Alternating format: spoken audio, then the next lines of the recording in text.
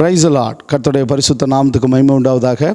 பிரியமானவர்களே, நம்ம இந்த லெந்து நாட்களில் இருக்கிறோம்ன்றதை உங்களுக்கு நன்கு அறிந்திருப்பீர்கள்.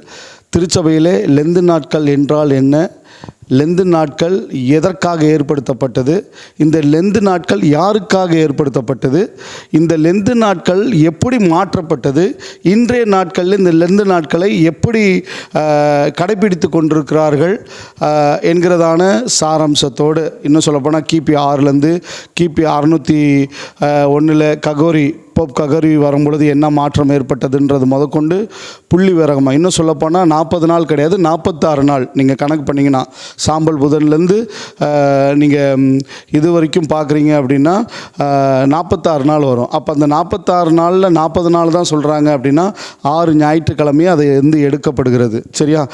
இது முதல்ல ஆரம்பிக்க ஞாயிற்றுக்கிழமை ஆரம்பிக்கப்பட்டது, அதுவே நாளடைவில் புதன்கிழமை மாற்றப்பட்டது. இதனுடைய பின்னணி என்ன, 40 நாளினுடைய பின்னணி என்னன்றதை புள்ளி விவரமாய் சபையில் நான் உங்களுக்கு செய்தியாய் கொடுத்திருந்தேன்.